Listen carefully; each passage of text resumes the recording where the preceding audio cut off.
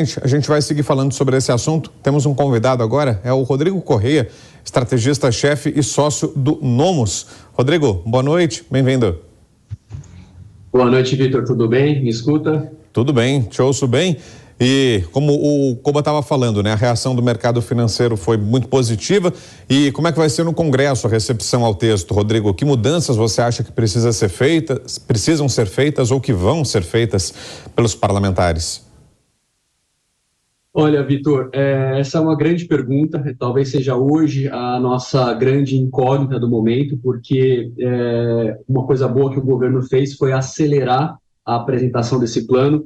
Vamos lembrar que, inicialmente, esse plano foi proposto aí para o final do primeiro semestre, ou seja, nos 6 primeiros meses do ano, mas em função de todo o desenvolvimento do começo do ano até aqui, com o desejo do governo de ter maiores gastos para suportar a área social, isso, de certa forma, entrou em choque com a visão aí, a média do mercado e também do Banco Central, com os juros em alta, e a gente tem visto aí recentemente toda esse embate público entre o presidente e a equipe do Banco Central. Então, posto tudo isso, é óbvio que foi uma grande jogada por parte do governo ter antecipado isso para agora, final de março. Então, ganhou-se aí 3 meses para que também exista espaço no Congresso para se trabalhar e para se discutir como normalmente é feito as grandes matérias.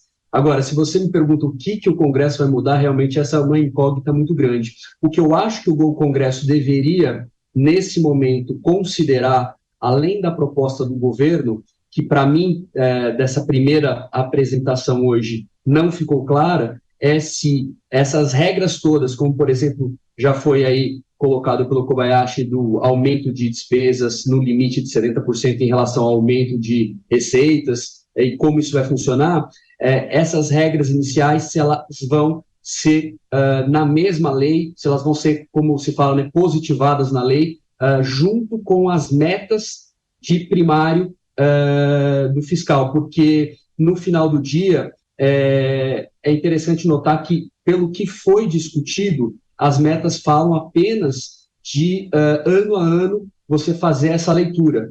E, pelo que também foi apresentado, só se aventou as hipóteses de crescimento de receita e aí, consequentemente, haveria a possibilidade do crescimento de despesa. Mas não se colocou ou não se explicitou o que aconteceria numa crise ou numa diminuição da arrecadação do governo. Então, existe essa incógnita porque a gente sabe que o orçamento do governo ele é muito rígido, né, por inúmeras questões, e numa queda de arrecadação, como houve algum tempo atrás no governo Dilma, que houve uma queda brutal, foi necessário ter instituído o teto de gastos para que, pelo menos temporariamente, as despesas não crescessem além da inflação, para dar tempo da arrecadação voltar a subir. Então, o meu desejo aqui seria ver nessa positivação do Congresso, ou seja, nessa transformação do que é uma intenção do governo em lei, que tanto as regras desses limites aí de 70%, de como isso funciona, e também explicitação em relação a anos eventuais de queda de arrecadação, mas a fixação na lei desse parâmetro do que seriam as metas de superávit, como, por exemplo, foi colocado 0% para o ano que vem, 0,5% para 2025 e 1% aí de superávit para 2026. Então, acho que essa ligação entre o lado da regra e o lado da meta é que vai fazer com que o conjunto do sistema funcione. Koba. Bom, Rodrigo, primeiro, muito boa noite. Eu queria te fazer uma pergunta a respeito de outros números que foram apresentados hoje, que são aqueles 0,6% até 2,5% em relação ao ano anterior, uma espécie de trava, né?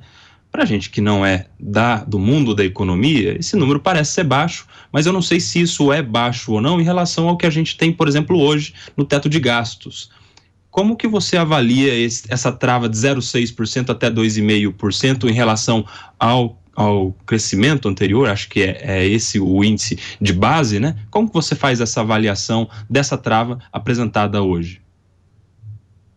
Olha, Koba, você fez um comentário que, pelas matérias que eu li, pelas pessoas que eu conversei, eu acho que faz todo sentido e tem a ver com a tua pergunta agora, que basicamente todo esse sistema, até pelas questões ideológicas entre o último governo e o governo atual, houve uma mudança brutal no que tange ao controle orçamentário do governo, né? Se a gente for ver, tudo que a gente está discutindo aqui nada mais é do que, se a gente fosse olhar para uma família ou para uma empresa, é aquela velha história do quanto você ganha, quanto você gasta e controlar essa diferença para que você não gaste além do que você ganha, porque toda vez que você gasta mais do que você ganha, normalmente você resolve essa equação através de dívida.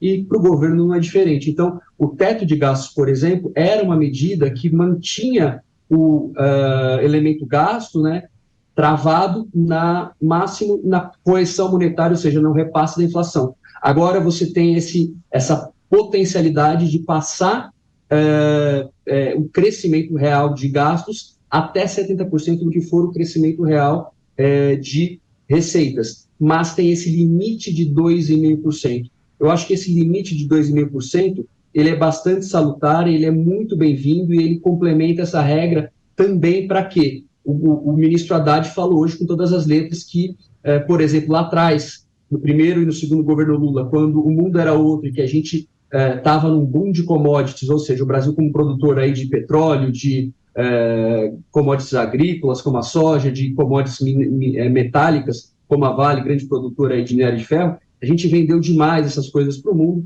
e arrecadou muito. E aí deveria ter tido algum mecanismo para poder poupar isso. Então, essa trava dos 2,5% ou o limite do 0,6% ali, eu acho que o mais relevante nesse momento é literalmente a trava, o teto de 2,5%, que faz com que você, nos momentos bons, ou seja, nos momentos de boom econômico, que naturalmente a economia anda mais rápido, a economia cresce mais e, por contrapartida, a arrecadação do governo também cresce mais, impede com que exista aquela tendência natural, que a gente sabe, isso é um pouco do jogo, né, os políticos quererem mostrar serviço aí através de gastos para os seus eleitorados. Não é diferente aí no nível federal, ou seja, existe a tendência natural de se gastar mais. E essa talvez seja a maior preocupação que essa metodologia do novo teto de gastos venha a trazer para resolver essa dúvida que ficou aí. Você até comentou uma coisa que eu achei interessante no começo da matéria, você falou que foi a notícia do dia. Eu, pessoalmente, diria que, do ponto de vista interno, ou seja, do mercado doméstico brasileiro, foi a notícia do ano. É óbvio que tem todos os detalhes e como diz o ditado, o diabo está nos detalhes, né? Então a gente tem que ficar muito atento a como essas coisas vão evoluir na Câmara, como elas vão ficar no final do dia, se vai ser mantido esses 2,5%, se vai ser mantido os 70%, ou seja, se tudo que foi apresentado hoje vai passar e essa é a regra que vai valer, mas no final de toda essa discussão, para mim aqui, eu acredito que talvez e potencialmente essa tenha sido a notícia do ano, porque a partir do momento que o mercado puder olhar e fazer conta e entender que essa tentativa ou essa vontade política de se gastar mais para fazer frente ao lado social e entregar o que se prometeu, por exemplo, eleitoralmente, se isso estiver de acordo com a capacidade hoje que nós, como governo, como país, como nação brasileira, temos do Estado suportar essas necessidades, ou seja, se a coisa estiver dentro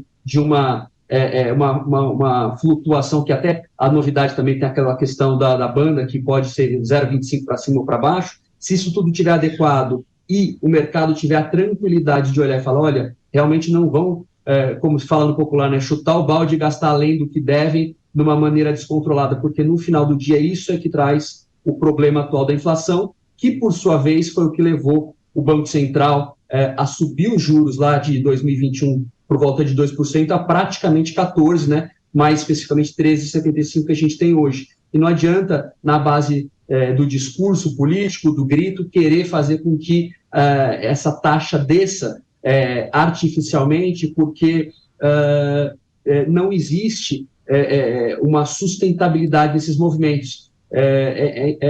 Tem um lado, talvez não tão legal da história, aí, que a gente continua vendo, até mesmo que de uma forma um pouco mais velada, mas a gente continua vendo aquela velha história do nós contra eles. Hoje, por exemplo, no discurso foi o Heliópolis contra a Faria Lima, né? Como se, por exemplo, o pessoal da Faria Lima fosse os vilões da história que querem viver do rentismo. Não é nada disso, gente. Existe um problema seríssimo chamado inflação. A gente tem um histórico horroroso que até só para relembrar, o ano de 94, isso era talvez o pior problema que nós tínhamos, e de 94 para cá a gente conseguiu vencer esse problema e a gente tem essa inflação muito bem enquadrada. mas a gente não pode baixar a guarda, porque talvez do ponto de vista macroeconômico esse seja o pior malefício que a sociedade pode ter. E esse malefício afeta exatamente os mais pobres, porque são eles que têm menos condições aí de investir, se proteger da inflação com instrumentos ligados à inflação, e também a própria cesta de consumo dos mais pobres costuma pesar mais no seu orçamento. Então, assim, é inconcebível um governo que diz que o social é o foco, que o social é a prioridade, deixar a inflação crescer para tirar poder de renda da população, descuidando ou artificialmente baixando os juros. Então, no final do dia, essa regra toda vem facilitar e coordenar a política fiscal, que é o gasto do governo, com a política monetária, que é o nível de juros, para que aí sim, com a inflação enquadrada no nível correto, de acordo com como o CMN demanda do Banco Central, aí sim, por exemplo, o pessoal do Banco Central consiga abaixar os juros e aí a economia pegue no tranco e volte a crescer e volte a brilhar, a gerar renda, a trazer todo o bem-estar que uma economia saudável traz para toda a população, tá bom? Perfeito, é a análise do Rodrigo Correia, que é estrategista-chefe e sócio do Nomos. Obrigado, Rodrigo, pela presença, pelos esclarecimentos. Uma boa noite. Boa noite.